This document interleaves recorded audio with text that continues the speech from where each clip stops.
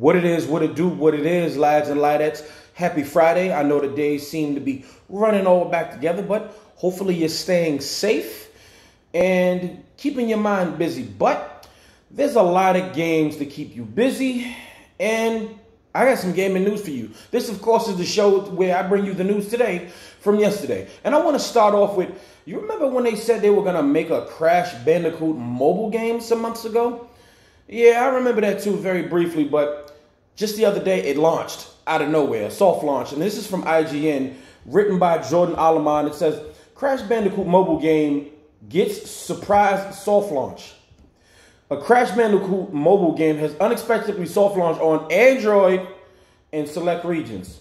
An endless runner, Crash Bandicoot Mobile, comes from Candy Crush creators King and was teased earlier this week via a set of leaked Facebook ads.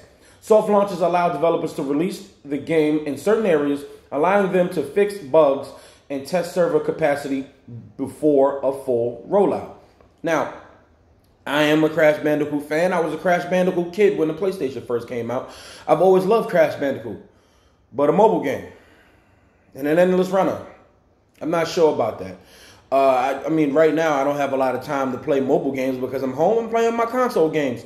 But if Crash is an endless runner, I don't see why I don't see where it can go wrong at all. Given the fact that, you know, I'm pretty sure it has microtransactions in it. And if they don't get way too egregious, even though it's a free game, if they don't get way too egregious with the microtransactions, I feel as Activision and King can really benefit from it financially. And hopefully Activision can stop cramming those disgusting microtransactions and Crash Team Racing and other games in its franchise. But yeah, that's the story about Crash Mobile. I actually want a new Crash game, but hopefully the money that they get from this can give us another remaster or more Crash games. Moving on to the next story, and this is an interesting one. While he's not the first, and he most likely won't be the last, Travis Scott, this dude is a spectacle in the music game, and he's a big deal. I'm personally not a fan, but he is a big deal. And why is he a big deal? Because this guy just had a concert in Fortnite last night. Okay, he's not the first one, but he's had a concert in Fortnite last night. And it says, millions of people just watched a wild Travis Scott show in Fortnite. And then they have a picture of him, of what he would look like in Fortnite. And that's a cool motto. And it says, rapper Travis Scott just made an appearance for the first of 5 shows he'll be starring in for Fortnite. And if you're a fan of either of those things, like the millions of people who tuned in to watch, it was one hell of an event. Now, I like the fact that Epic Games is doing stuff like having concerts in Fortnite, and given the fact that Fortnite is a spectacle and Travis Scott is a spectacle, with this quarantine going on, we could use something, you know, just to uplift our spirits. And why not throw a top platinum recording artist in your game? I mean, it worked for Star Wars and other artists. It worked for, what was his name, Marshmello? And I think this is a pretty neat idea, honestly. I have no complaints. And yeah, this is pretty awesome. And I really do believe that, you know, as long as Fortnite remains a spectacle like it is now, it's going to continue to do this. It's going to continue to soar. And I think it's at its peak of popularity. Everybody knows what Fortnite is. And let's see where it goes from here. This is really interesting. Now, here's some of these bigger stories. And I want to say that this is coming from Gaming Rant, written by Rory Young. It says, Xbox teases Xbox Series X game reveals throughout 2020. It says, Phil Spencer tweets that Xbox Series X news is coming soon and will continue to be shared throughout the year until the console's launch. The question on every Xbox fan's mind as they look forward to the Xbox Series X is when next-gen games will be revealed.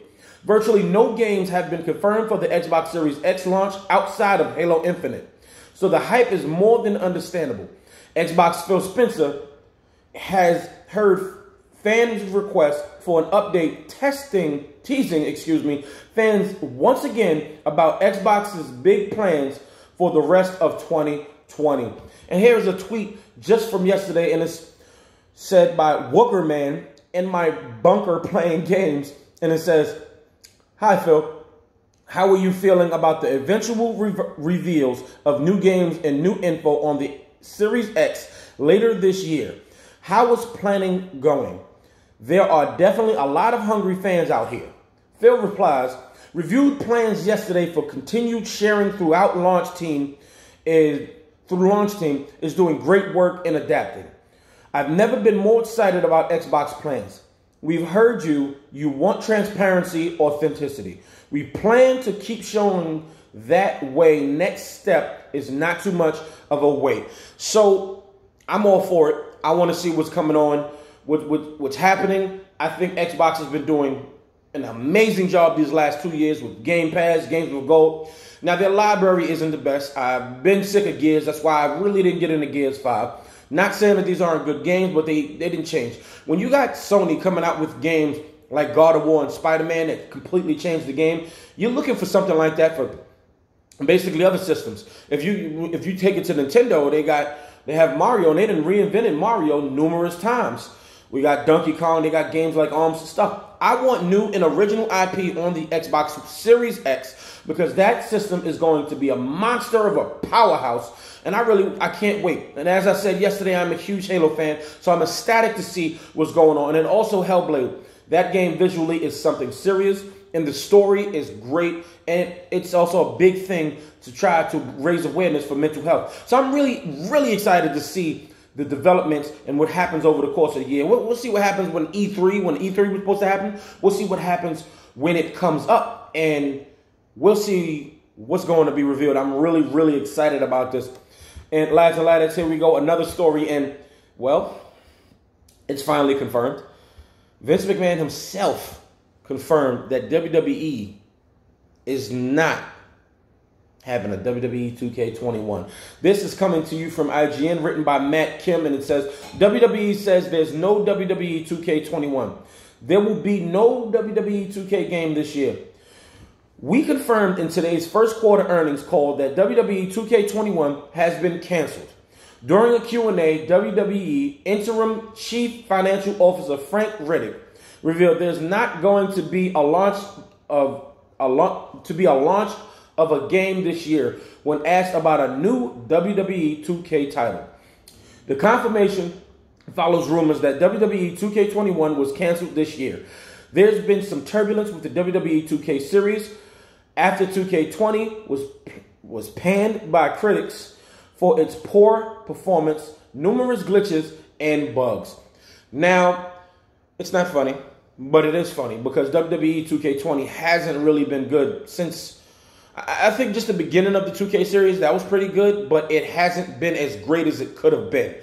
And I've been playing some Fire Pro Wrestling World, and I love wrestling games. The WWE 2K20, they haven't done anything new. It felt the same for like the last 10 years.